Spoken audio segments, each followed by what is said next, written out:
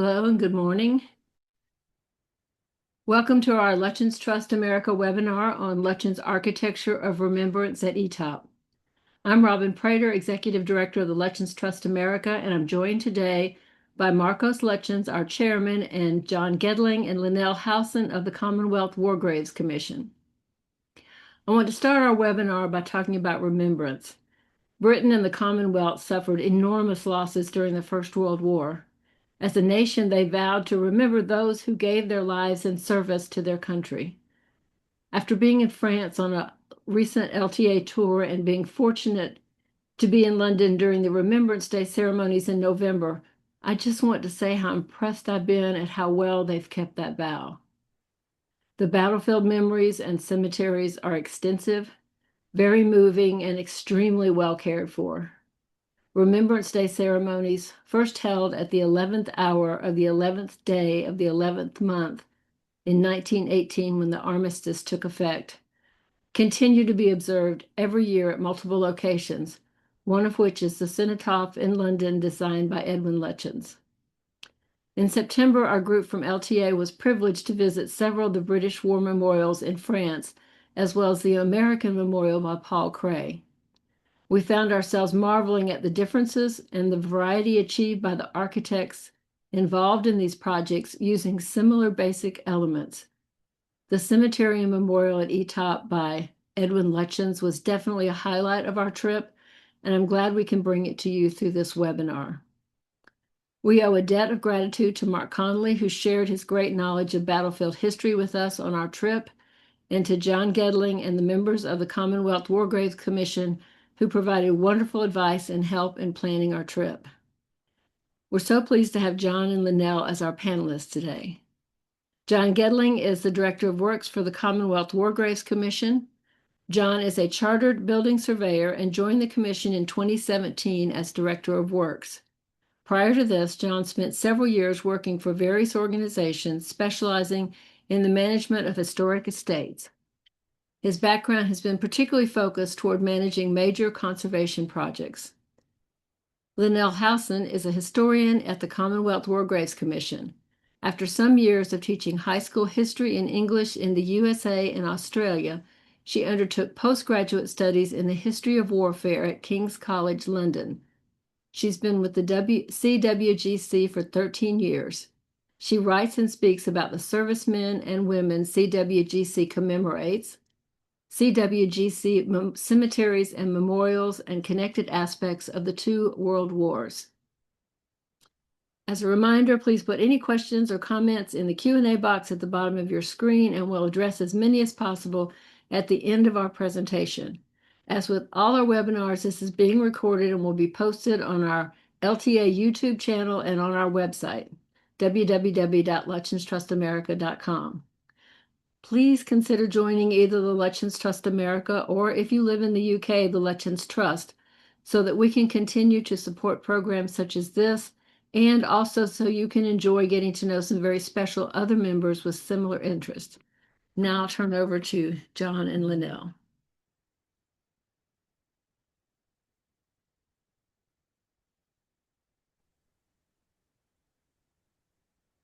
Thank you so much, Robin. Thank you so much for having us.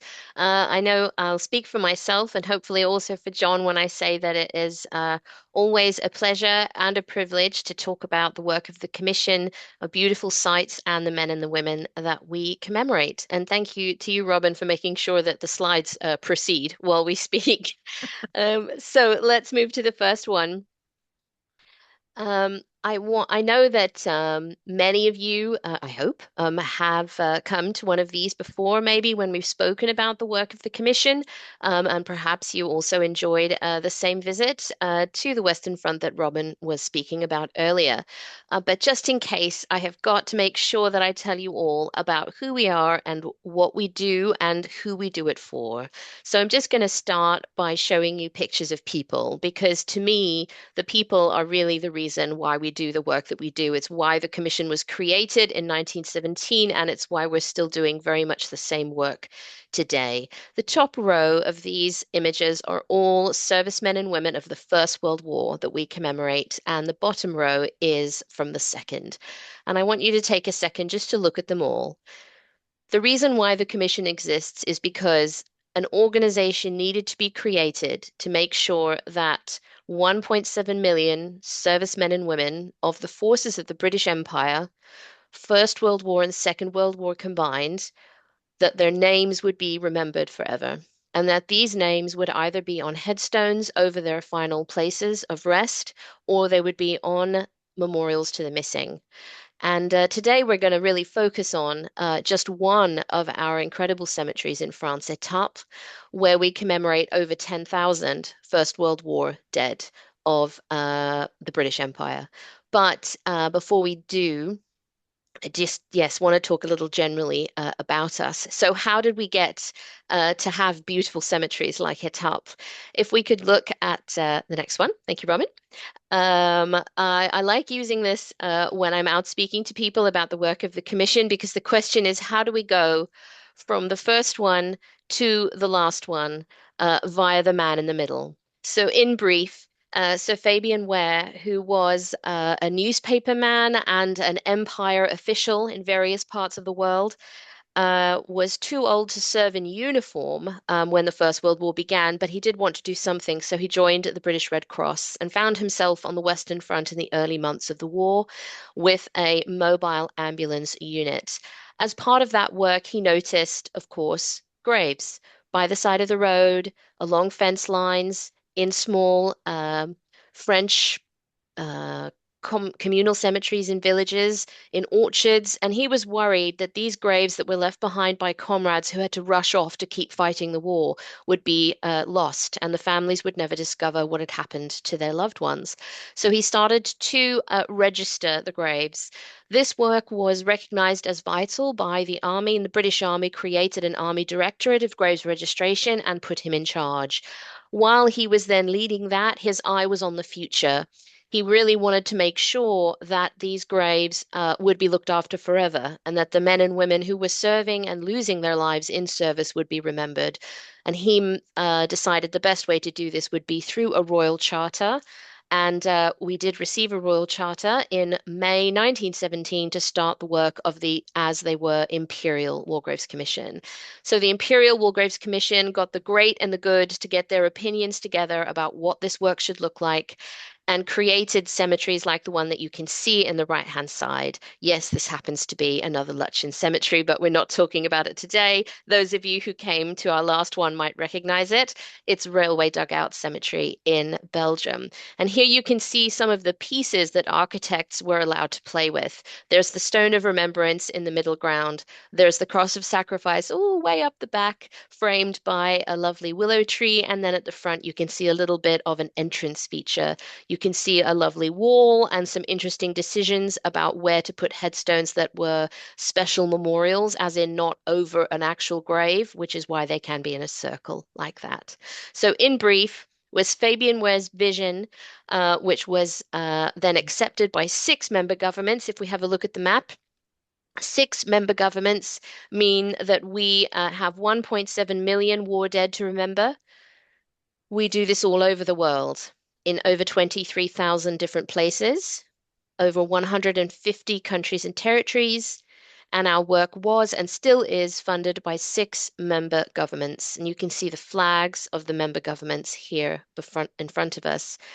The size of the blue dots is the size of the commemorations, the numbers of commemorations in that geographic area. If you're looking, though, at places like the United States, Canada, and Australia, we don't mean that we have 10,000 graves in the middle of Australia, for instance. We do not. That is just a dot that's for the whole country. So the dot for the US, a large number of those graves in the US come from the Empire Air Training Scheme when the safety of American skies was used to train air crew who would later serve, and many of them die in Europe. So they can be visited in places like Alabama, Of course, we have a few in places like Alexandria, and of course we have them all over Canada because that is a home nation. So that's just a whistle-stop tour quickly of the commission, how we came to be, and who we do the work for. So I'm skipping ahead in the timeline to show you a picture because of what you can see in the background rather than what you can see in the foreground. So now we're going to talk just about Étaples. That's it. We've got the macro out of the way. Now we can talk about the micro. So in the back of this image, I want you to look for telegraph poles and a railway line. And beyond that, you should be able to see sand dunes that are partially covered with pine and low grasses. And beyond that is the sea. It's the estuary of the River Conche and out into the English Channel. And this tells you everything about why there came to be a cemetery here. During the First World War, the area around the very small fishing port of Étaples became the largest British military base in the world. So it housed army training and reinforcement camps. An extensive complex of hospitals were built here on the sandy plains, on the dunes, and in the fields. If we go to the next one, in May 1915, oh, wait, so before we go on, let's have a look at how it looks today. I forgot that we'd put this in this order, my fault.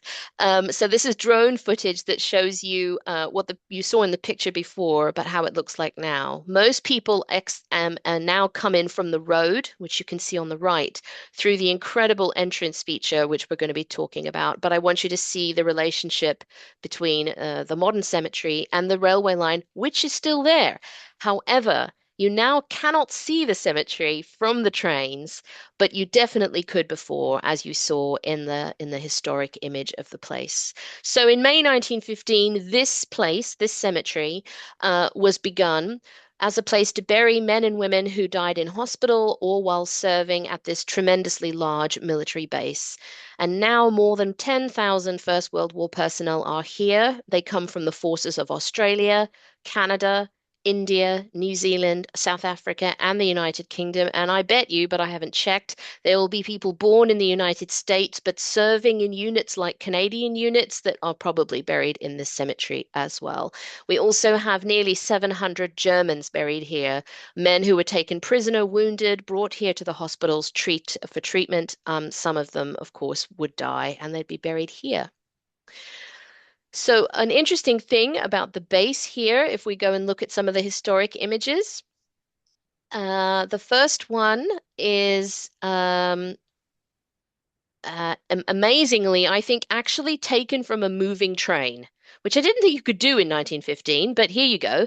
You can see the blurring in the bottom left of the ballast and the fence, which really makes me think the train was moving, but maybe not fast. So anyway, this shows the size of the camp early in the war, even in November 1915, where you can see a combination of tents and temporary huts.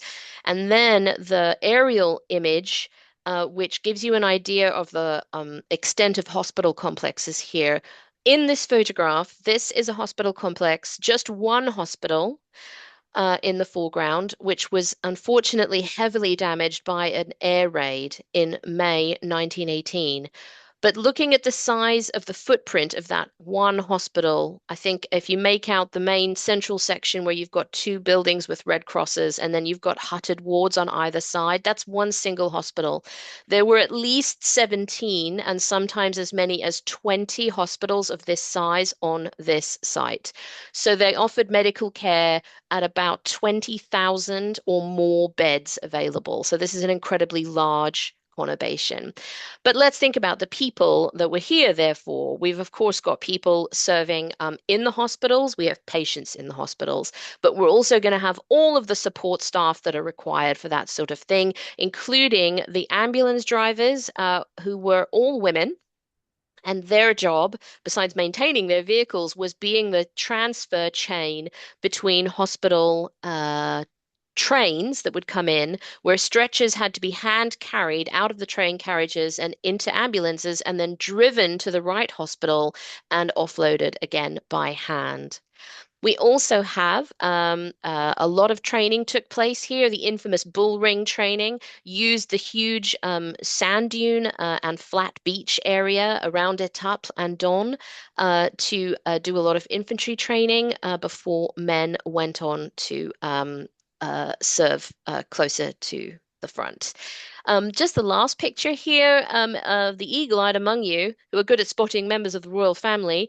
That's the Queen Mary visiting the hospital in July 1917. On the one hand, this shows how safe they thought the place was, that the Queen could come here for a visit to patients, but of course, you've already seen a photograph that shows you that it actually wasn't safe, and several air raids were suffered the next year in May 1918, unfortunately killing quite a few patients, but also nurses. And this cemetery is actually the largest group of service women that the Commission commemorates in any one place. That is because of the hospitals, but it's also because of bakers, clerks, telephonists, and ambulance drivers, all sorts of jobs that were done by women in this huge army base. Can we have a look at the art, please?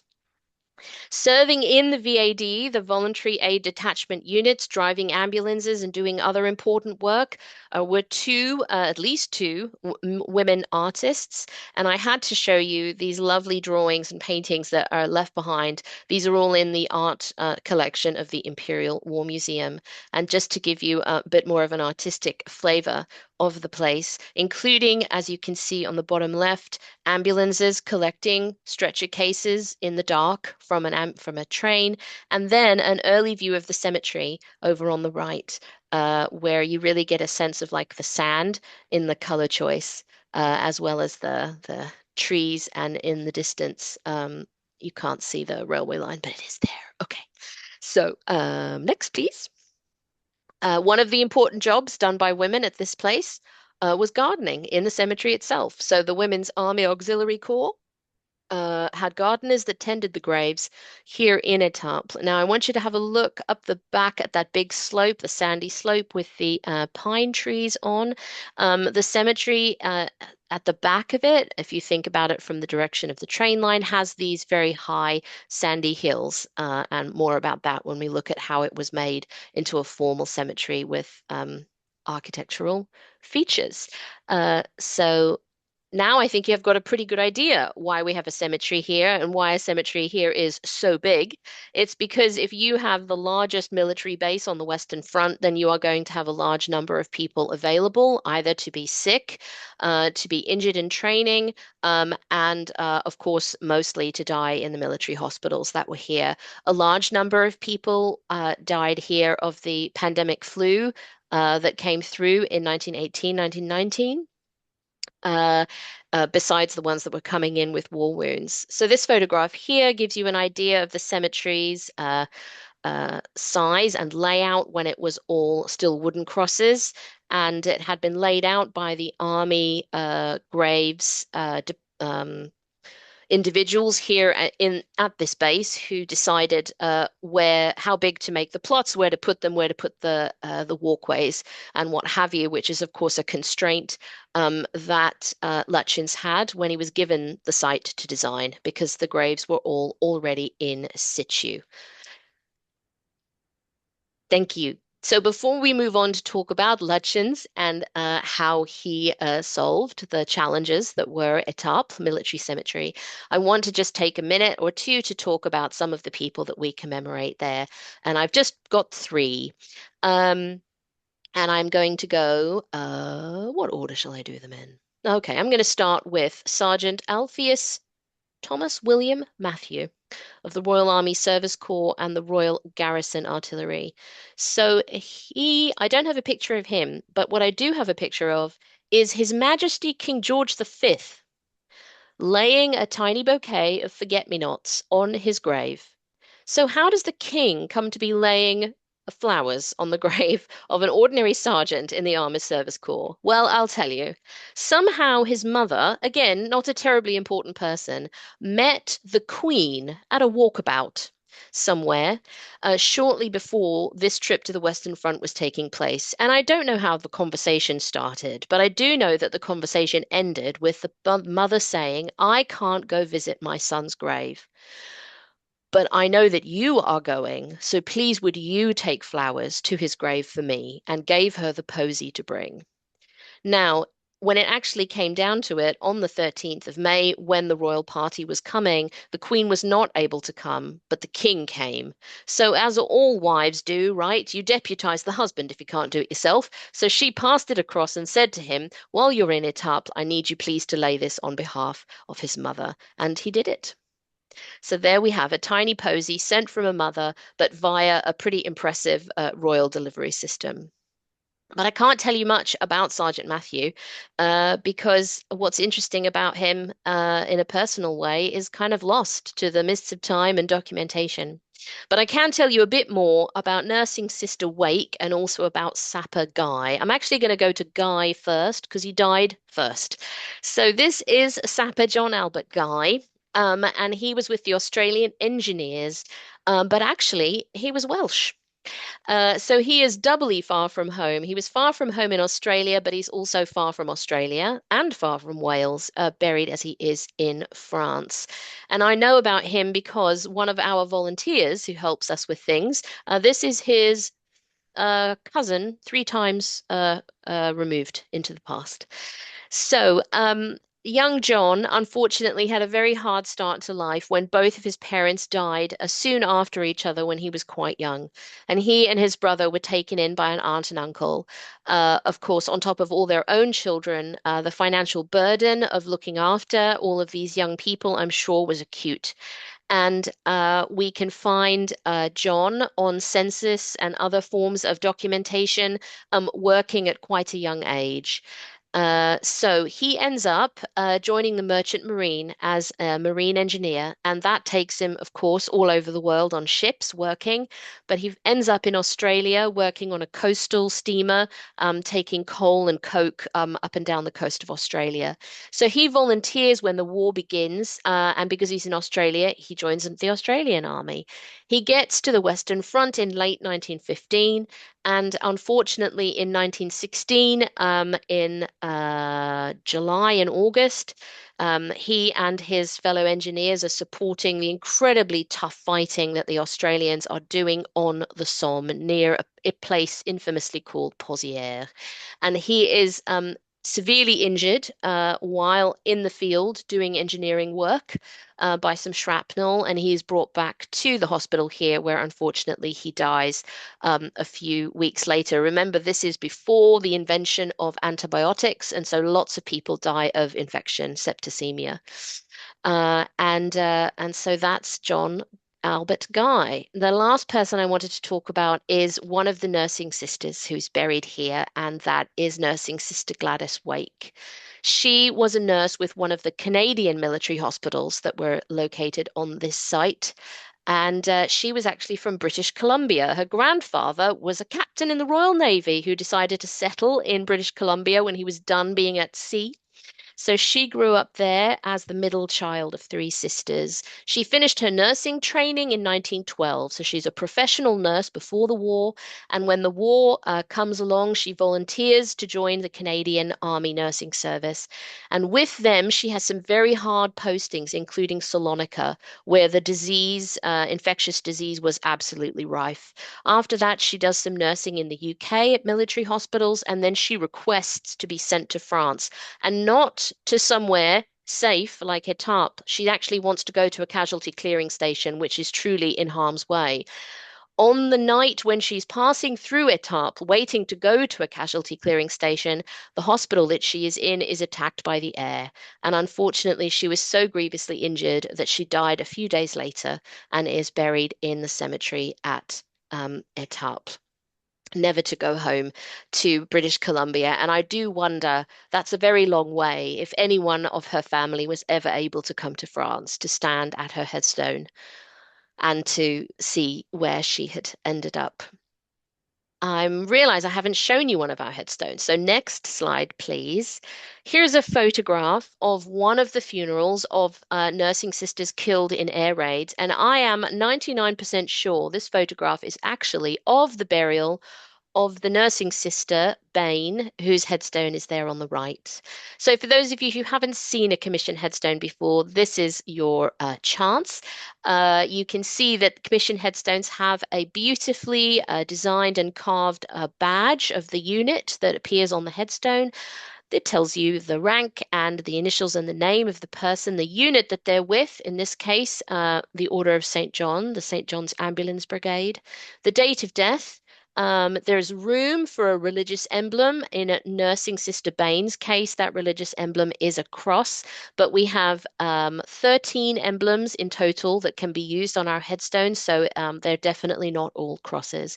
And at the base, you can see that her family has asked to be carved, "He giveth his beloved sleep." Many of our headstones have personal inscriptions on them, and they're often the most touching thing and the thing that stays with you after you've left a cemetery. So here we have the King's Pilgrimage. Again, this is the day that he laid the posy on that sergeant's grave. But why I chose this is that you can see that by May 1922, look, you can still see in the distance dunes and what have you. But you can see that the temporary crosses have mostly been replaced with permanent headstones.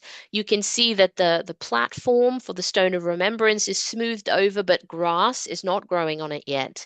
And you can see the Stone of Remembrance in place. But please note the scaffolding, which tells us that at this point in time, they were still working on the two fine entrance, the pavilions on either side of the entrance feature and the platform. Is it John's turn yet? What is the next image? There we go. So here we have a better image of the construction taken slightly earlier in 1921. You can see that the platform is not smoothed in. The steps leading there to the Stone of Remembrance are not finished. So I think we were working pretty quickly at this point to fit this cemetery for well, permanence. So I just wanted, hang on a second, I think I've skipped one thing I wanted to share with you all. Just to give you an idea about what things were like there, I've got a memoir from one of the nurses that worked in the hospital who arrived there in autumn of 1917, and she worked there until spring of 1918. And as she says, a heavy shower had only just eased when I arrived at Étaples, ordered to the same hospital as three other VADs. The roads were liquid, with such mud as only wartime France could produce after a few days of rain. Leaving our camp kit to be picked up by an ambulance, we squelched through the littered, grimy square and along a narrow, straggling street where the sole repositories for household rubbish appeared to be the pavement and the gutter. We finally emerged into open country and the huge area of camps in which, at one time or another, practically every soldier in the British Army was dumped to await further orders for a still less agreeable destination. The main railway line from Boulogne to Paris ran between the hospitals and the distant sea, and among the camps and along the sides of the road to Camiers, the humped sandhills bristled with tufts of spiky grass. We'll come back to what she remembered at the end of this, but for now, John, let's talk about Lutyens and interesting building things, please. Great, thank you, Linnell.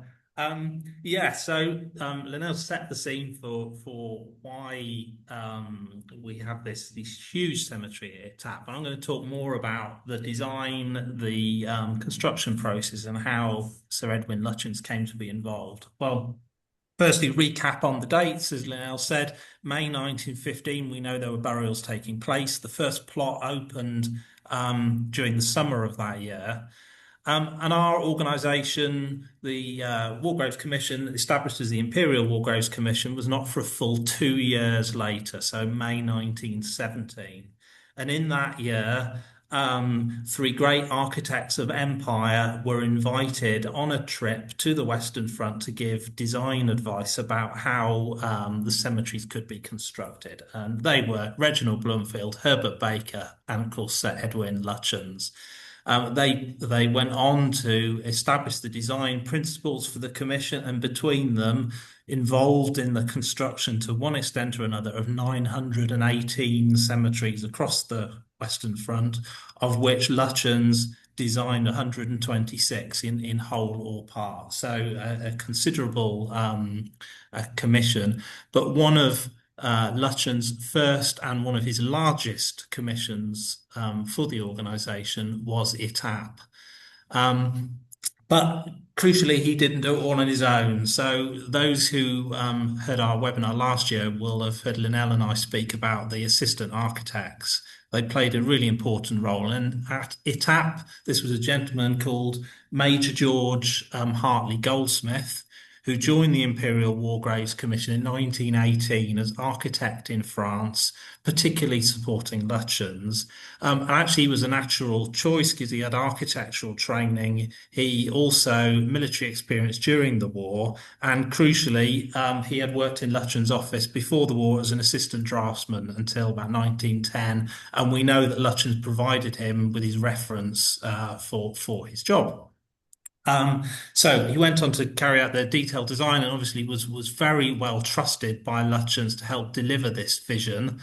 And Goldsmith, in his own right, went on to be involved in the design of 67 cemeteries and memorials for the War Graves Commission, including one of the largest projects on his own, which is La Ferté-sous-Joie Memorial near Paris. Sadly, we don't have a photograph of him, so we had a look for this webinar, see if we had something in our archives, but we don't. So sadly, not able to show his photograph, but he played a crucial role here alongside Lutyens. I'm going to talk a bit about the design, and Robin, if we can go on to the next slide. The first thing to say, for those who have been to Étaples, and certainly for the group a couple of months ago who went on the tour, the entrance is really quite underwhelming. You arrive alongside this sort of fairly busy road. You've got these two entrance columns with the urns on top, cross the sacrifice in the distance, but you've got no sense of what's to come. And of course, that's deliberate, very kind of playful on the part of Lutyens, with an extremely understated entrance and this sort of this sequence leading up onto the terrace beyond. And it's been described as almost like arriving on stage at a concert with a huge but silent audience. If we go on to the next slide, this shows what you see as you arrive onto the terrace. You approach the cross, and this huge cemetery opens out in front of you. Now, crucially, as Linnell said, it was the railway beyond, where you see the trees in the distance now obscure it, but you had a clear line of sight to the railway and to the sea beyond that. And we've spoken about, well, was it the view from this terrace down across the cemetery onto the railway that was so important for Lutyens, or the view from the railway looking back up to the cross of sacrifice? Whether one was more important than I don't know, or of equal importance, but certainly that link to the railway was really, really important. If we go on to the next slide. This shows the layout of the graves, and I think what becomes apparent from this view is that there's sort of a regular arrangement, but there's an awful lot of variety as well in where the graves are placed. And you see there's a row of graves just at the foot of the terrace where the steps are, curving around the sand dunes. And what often strikes visitors is that, well, the rows don't fully align. They sort of do, but they don't really. The steps down don't align. It doesn't, it's not really, Lutyens particularly known for the strong symmetry in his work, which appears in many of his cemeteries for the IWGC. And, his second biggest cemetery in France for us was Serre number 2, very regimented, clear rows. So there can be perhaps the perception, well, was that a mistake? What's happening? But of course, the answer, as we've just been discussing, is the cemetery was already here first. So we know by 1918, over 10,000 burials had already taken place, so long before Lutyens' appointment. And if we go on to the next slide, so we've got the cemetery plan on the left there, but I've also added the modern Google aerial shot. So you can see the railway on the left-hand side there.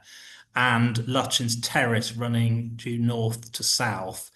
And it gives you a sense on the plan of the huge variety of the layout of the grave plots. So the rows are generally running north to south, but there are exceptions. You've got that semicircular bit at the top there, an area at the bottom where they're running east-west. And actually, interestingly, it does seem that Lutyens did have some influence on the last burials taking place at the southern end, where there is an orientation towards the terrace, but generally massive irregularity, which Lutyens had to work with.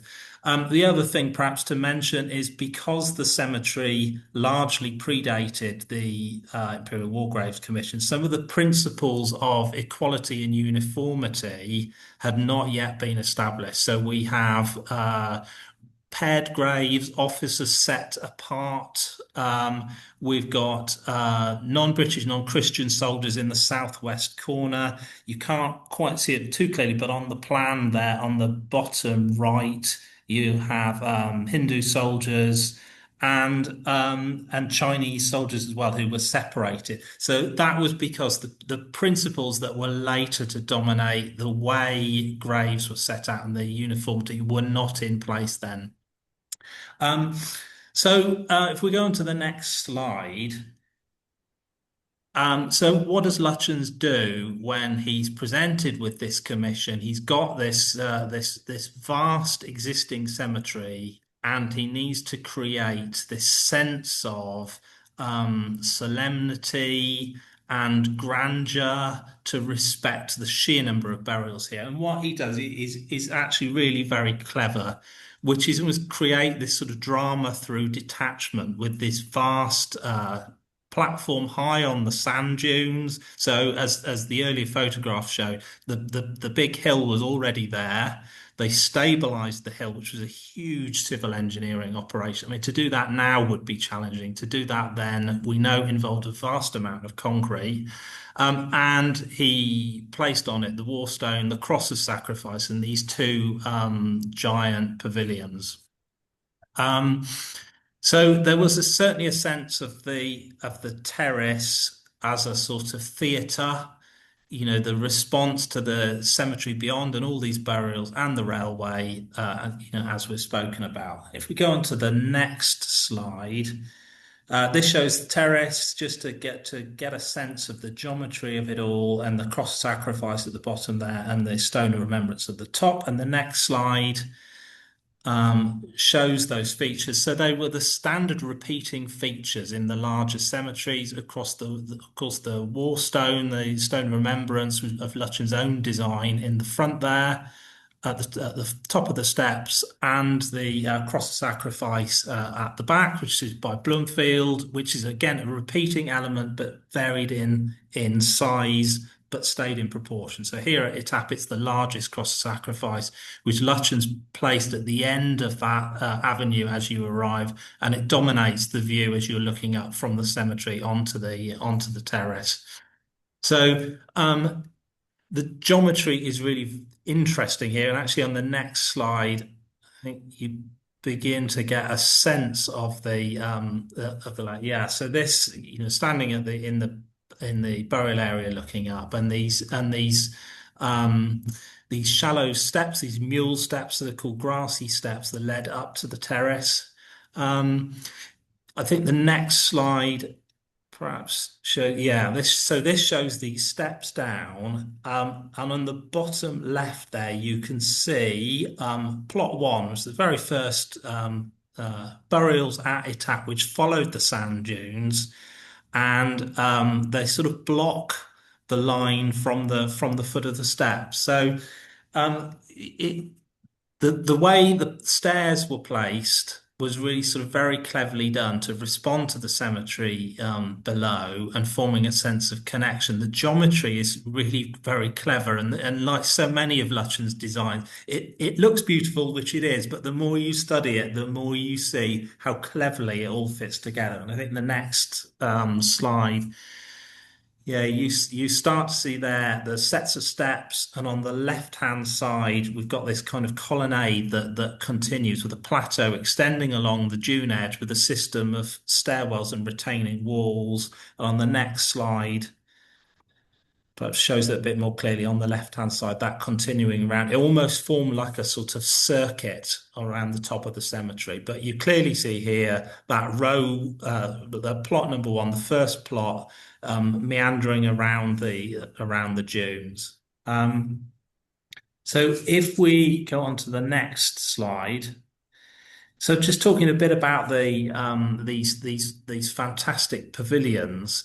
So the early designs for the cemetery featured these octagonal lodges and screen walls, and those drawings still exist. They're in the RIBA library in London. And it showed a very elaborate system of sort of walkways and interconnecting lodges. And you see the refinement of this design that was to eventually lead to the creation of these pylons. And Lutyens described the two pavilions or pylons. He wrote in a letter to his wife, they're sentinels watching over the warstone, symbols of God and man, recalling the creation. But the principles of the sort of classical typography we can see probably most clearly from his earlier work in South Africa. So on the screen here, the Boer War Memorial, now the Anglo Boer War Memorial in Johannesburg. And next slide. Yeah, so we see the Southampton cenotaph on the left, where this sort of quite elaborate cenotaph and quite a lot of ornamentation as well with the cross. There's the arms of the city also appear, but in the same year, opened within a matter of weeks of each other, the far more sort of stripped back, austere cenotaph in Whitehall in London.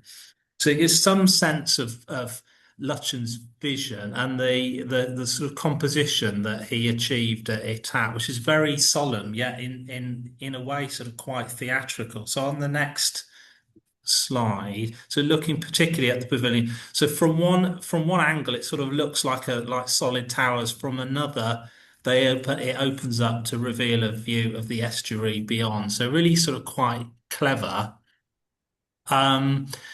The flags are particularly interesting, I think, and I'll come on to those in a moment. But notice the flags in the four corners. They're quite a dramatic feature here. We know that Lutyens was considering ornamentation of different forms on these pavilions. So he considered urns, swags, wreaths. The tenders proposed bronze wreaths and gilded lions, believe it or not, but they obviously didn't make the cut, and instead the accepted tender focused on stone carvings. But yeah, the flags are particularly interesting here, and we know that Lutyens saw flags as a symbols of permanence and was experimenting with including flags in a number of designs and had wanted them to be on the Whitehall cenotaph in 1920, but was overruled. So they weren't eventually put on that memorial. But he did use flags in some of his other works. So on the next slide, yeah, this shows not very clear because this is from one of his hand drawings. But this is the memorial at Lutyens and at Étaples, and you see Lutyens has been playing around with flags. And you can just make out some of the sketching of the orientation of the flags in the corner and how that would look.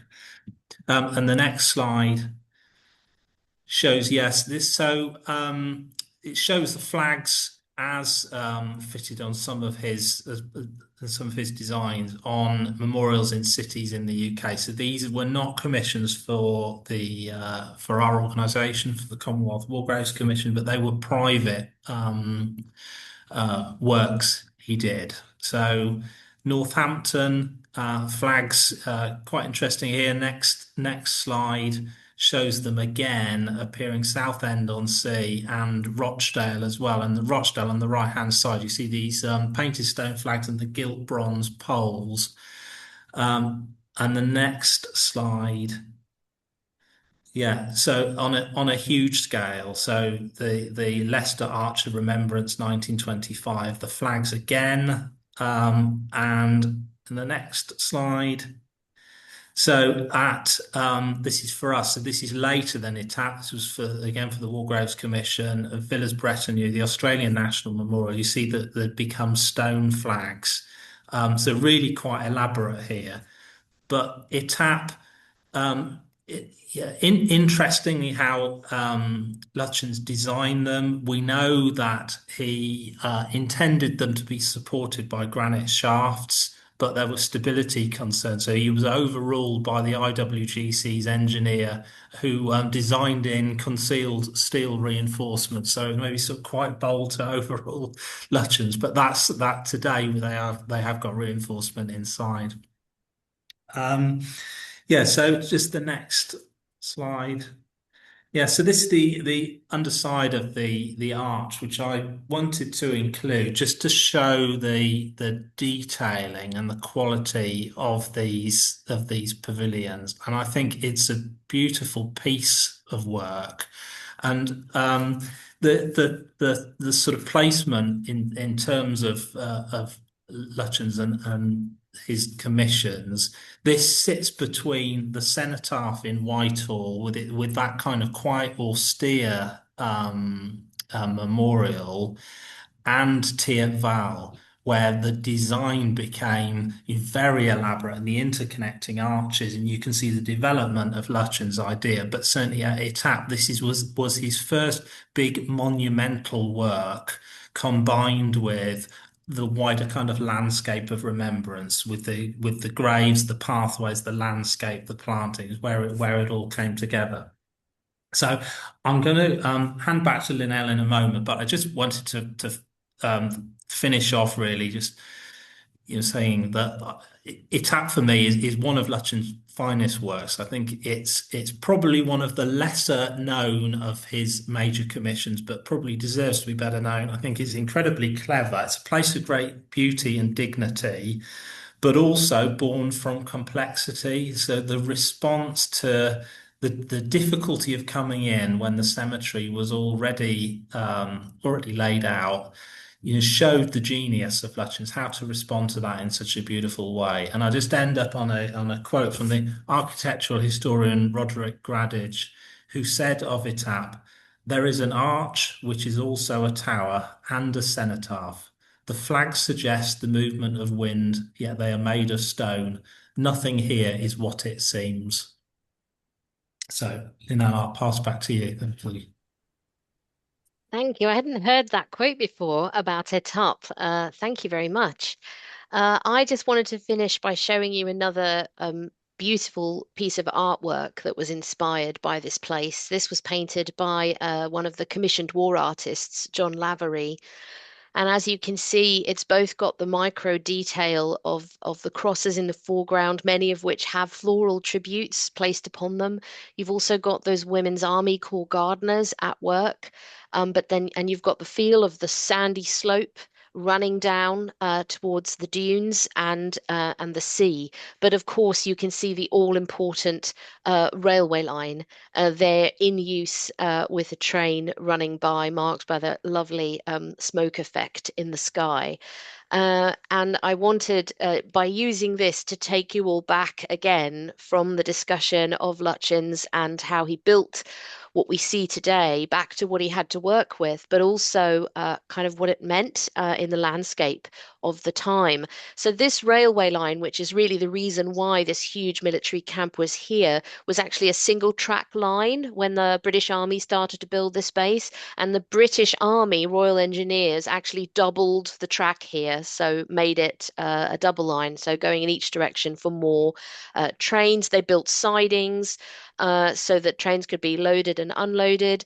And between June 1915 and September 1917 alone, so that's not even the whole war, more than 1 million people passed through the base at Étaples. At its peak, there were infantry depots, there were French workers, there were laborers from China, India, and Africa, there were German prisoners of war, canvas tents, wooden huts, depots, training areas, really an incredibly huge place here on the coast, quiet coast of France, stretching from Doncamier in the north to Paris Plage, just to the south of Étaples. And as I said before, about between 17 and 20 hospitals there at any one time. So there was once in this place a vast complex of huts, roads, tents, rifle ranges, training facilities, and thousands of people lived and worked here, and millions of people passed through. I read earlier from the memoir of a nurse that had spent several months here, and I just want to finish with her words. You may have heard of her. She was quite a famous author later in her life. She wrote a memoir called The Testament of Youth. Her name is Vera Brittain. And unfortunately, she not only lost her dearly beloved brother, but her fiance and two other dear friends in this war. But her own war was one of seeing wounded and dying men literally every day when she was on duty in hospitals. And this is what she wrote in Testament of Youth, looking back at it up. Today, she writes, when I go on holiday on this railway line, the Boulogne to Paris railway line, I have to look carefully for the place in which I once lived so intensely. After a dozen almost yearly journeys, I am not sure that I could find it. For the last of the scars has disappeared from the fields where the camps were once spread. The turnips, potatoes, and mangel wurzels have returned to cover the soil that once held so much agony. Even the weather-beaten crosses with their bright gardens of pansies and marigolds in the big cemetery below the pine woods at the top of the hill have been replaced by the stone architecture of our post-war frenzy for memorials, as though we could somehow compensate the dead by remembering them regardless of expense. Only the sandhills and the sea that I knew remain unchanged.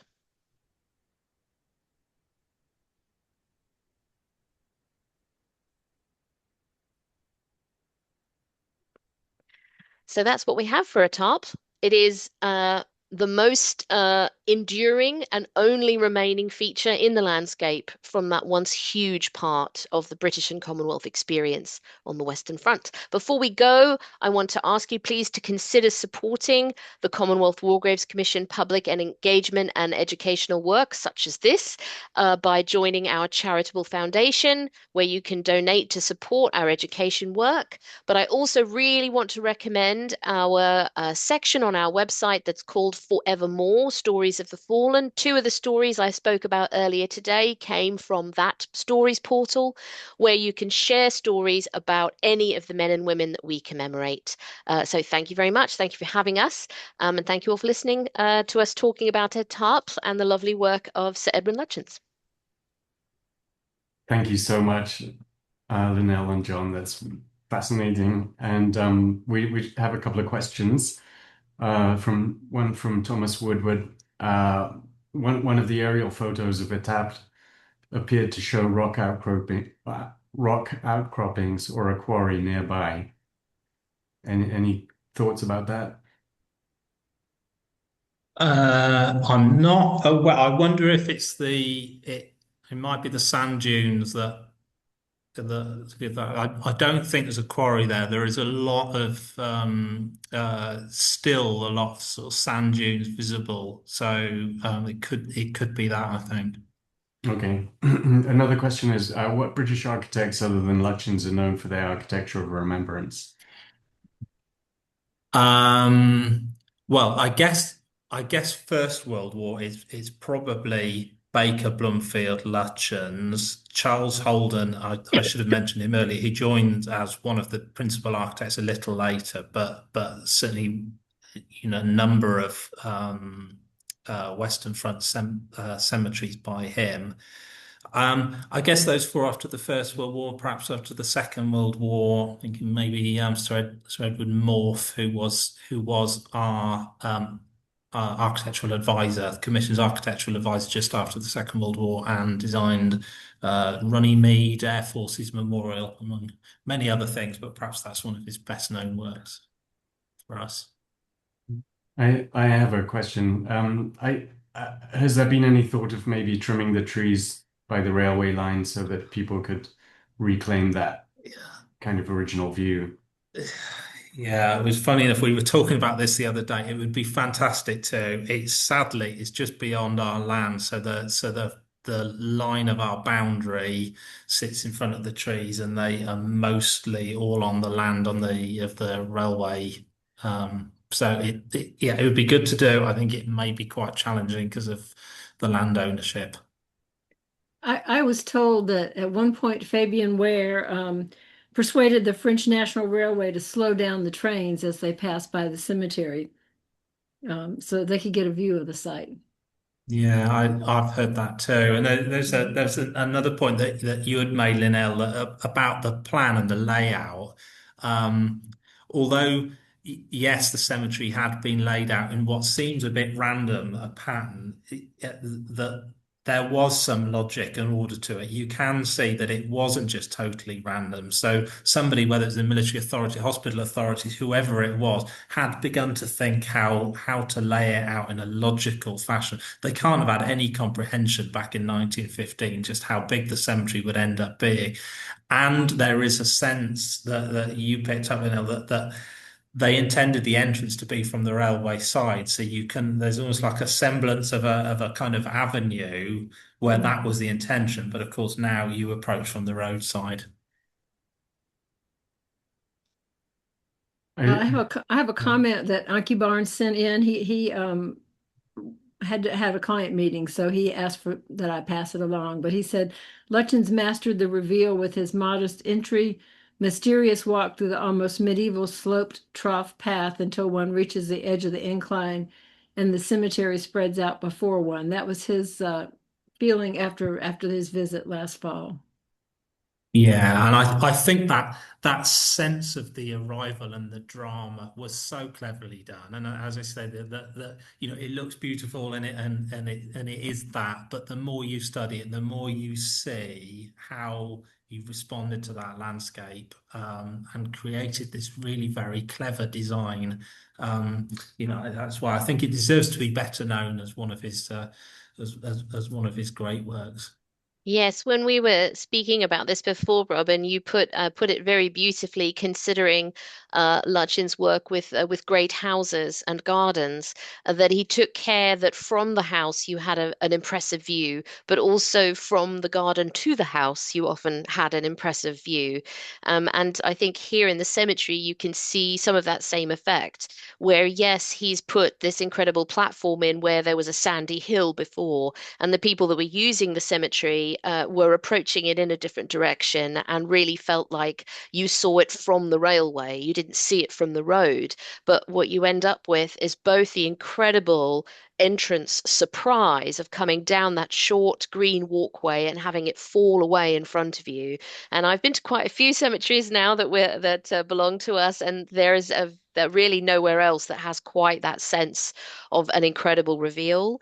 But also, if you think about how it would have looked for at least several decades from the railway before the trees in the railway easement have grown up, people went by and would have seen it rolling up to an incredible backdrop. The entrance feature as backdrop rather than as entryway. And it's wonderful how it works in both directions. I just stole what Robin thought in that Oh, regard. So that's there you go. perfect. That's something Lutyens did. He liked a quiet introduction to the house that then revealed itself with the garden. So that's basically the concept he's using with this memorial. Seems like it. There's one last comment, and all we have time for really is two. The comment from Nigel Hammett. The tombstone layout looks like the basis of a Union Jack flag. Question mark, and then I'll read the other one. John Gunther, many thanks for your magnificent talk, allowing for our appreciation of this beautiful memorial to grow and giving historical context. Bravo. And another thank you from Debbie Mays. Moving and most excellent, Linnell and John, both are revealing information of some of people whose contributions and deaths account for the cemetery and for the wonderful analysis that Lutyens' design boasts beauty and dignity and complexity and is oh so subtly clever. I must visit. Just quickly about the Union Jack, would that have been intentional in any way or just a coincidence? Yeah, that's quite interesting, and I know what he means. I can get that now. I'll look at that again because that's quite an interesting point I'd not thought of. But yeah, Yeah. I definitely see the point. It is tempting to look at cross pieces that then have diagonals as echoing Mm, the Union flag, but of course it's a fairly common way of dividing up a space to make it more interesting than mm, just doing rectangular blocks. So unfortunately, we don't have anyone's writing about why they decided to do what they did when it comes to planning the mm. layout of the graves. Fantastic. I think that's all we have time for. Steve Rugo says bravo. Hi, Steve. Thanks for joining us, everybody that managed to join. And we'll post this on YouTube to our YouTube channel, which is Lutyens Trust America on YouTube. And we've got an amazing repository of webinars, about 42 now, I think. So, hope you can join us for the next webinar, which will be in next year, early next year. And thank you, John and Linnell, and thank you, Robin, also for the wonderful introduction. Enjoying the Lutyens Trust America. And join the Lutyens Trust America. Take care. Bye-bye. Bye-bye. Thank you. Thank you.